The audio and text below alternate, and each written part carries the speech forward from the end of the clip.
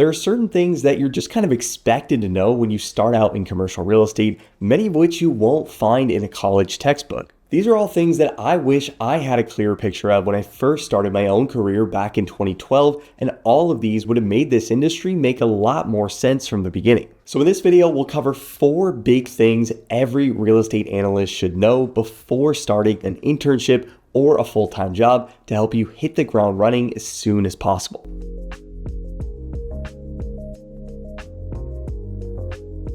So the first thing I want to mention is really the backbone of property valuations throughout the commercial real estate industry. And this is that in general terms, the higher the risk of an investment, the higher the returns investors tend to require. Commercial property values largely come down to the price points that allow investors to generate the returns they're targeting on a deal. And because of that, those return targets matter a lot. And this means that properties with the highest return targets will also have the lowest valuations relative to the income they can generate, all else being equal, which makes the perceived risk level of a specific property type really important. And in commercial real estate today, among the main real estate asset classes, hotel investors will often expect the highest rates of return for these reasons. Hotels require a significant amount of skill to run profitably, with food and beverage sales and event bookings having a huge impact on revenue, and hotel performance is also heavily dependent on general economic conditions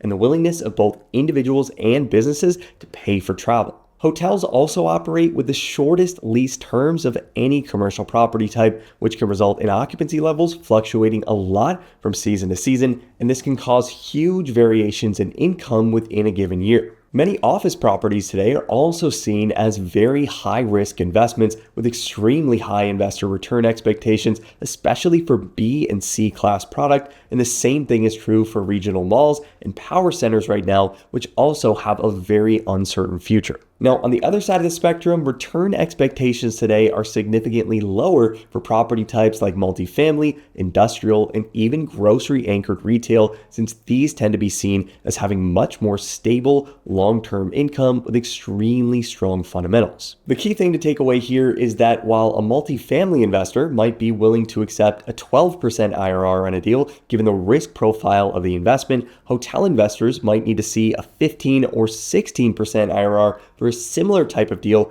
in the exact same location, generating the same amount of income. Now, the next thing to know going into any analytical role in commercial real estate is that the 2 biggest things that will affect your projected returns in a model are usually going to be your assumed rent growth over time and your assumed exit cap rate. The vast majority of real estate investment and development firms will use an exit cap rate approach when determining what they believe they could sell a property for in the future, which takes the next buyer's first 12 months of projected net operating income and then divides that by the assumed exit cap rate on the deal. And because that net operating income for that next buyer will be heavily impacted by the projected rent growth in a model over time, overly aggressive rent growth assumptions can lead to huge overstatements in projected value, and overly aggressive exit cap rate assumptions can also end up multiplying that effect. Now, most companies will give their analysts access to industry databases like CoStar or Yardi Matrix, which often include rent growth projections that can be factored into your model, but you'll also want to take into account historical rent growth figures that the market has ultimately seen over a sustained period of time.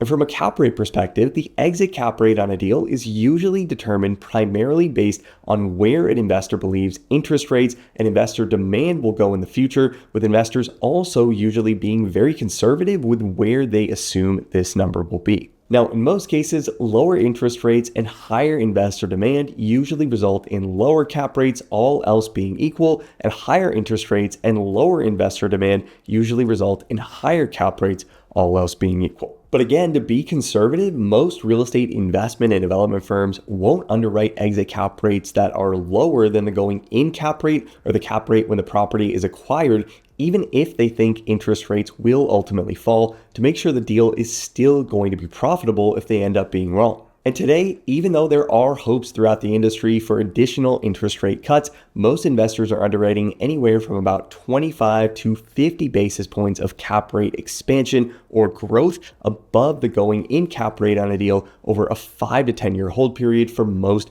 major product types. Now, the next thing I wish I understood the extent of when I was first getting started in this industry is that commercial real estate is extremely illiquid, and the process of selling a property can often take 6 to 12 months or more. When an investor decides they're ready to sell, the first thing they need to do is spend time cleaning up property operations to make the deal attractive to a potential next buyer. And this step alone can take 2 to 3 months or more, especially if there are major occupancy issues or deferred maintenance that needs to be taken care of. And from there, once you're finally ready to market a deal, you'll need to choose a broker to take that property out to the market for you, which can also be a several month process on its own. Property owners will usually invite a very small group of about 3 to 5 brokerage teams to put together what's called a BOV, or broker opinion of value, where they each present to you what they think they could sell your property for and why they believe they are the best fit for the job. And even once you select a broker, that brokerage team will still need time to put together an offering memorandum and make any necessary edits that you request to dial this in.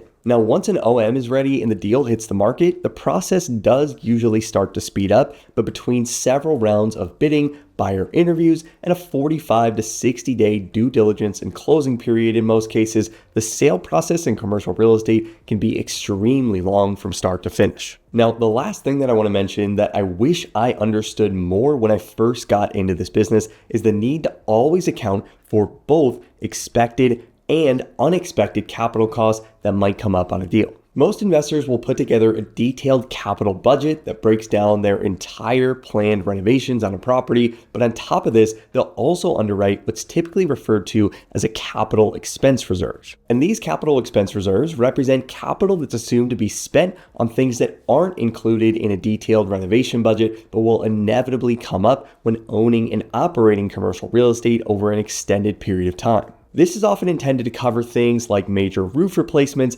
parking lot resealing, or property-wide plumbing or electrical repairs that are major one-time items that need to be taken care of. Now, for multifamily properties, capital expense reserves will usually be underwritten somewhere between about $250 and $450 per unit per year. And for commercial properties, so retail, office, and industrial buildings, capital expense reserves will usually come in somewhere between about 10 cents per square foot and $1 per square foot, primarily depending on two main factors. Where a certain property falls within these ranges usually comes down to how new the property is and how big the property is, with smaller, older properties usually being on the higher end of these ranges and bigger, newer properties often being on the lower end of these ranges. Now, unfortunately, I can't fit every single modeling and analysis best practice into one single video, but these are some of the biggest things that I wish I would have known when I first got started in commercial real estate. And if you're watching this right now and you are trying to break into this industry and you want to make sure you have the skills you'll need to land interviews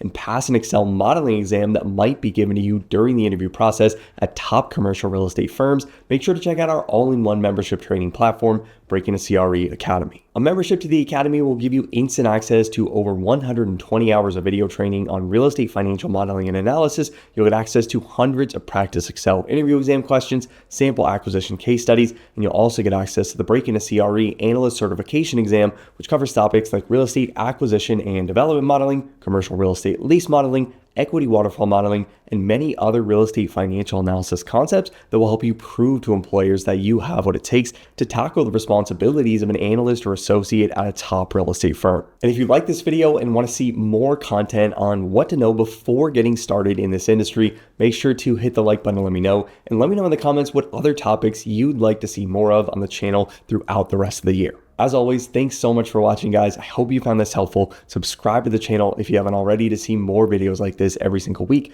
and I'll see you in the next video.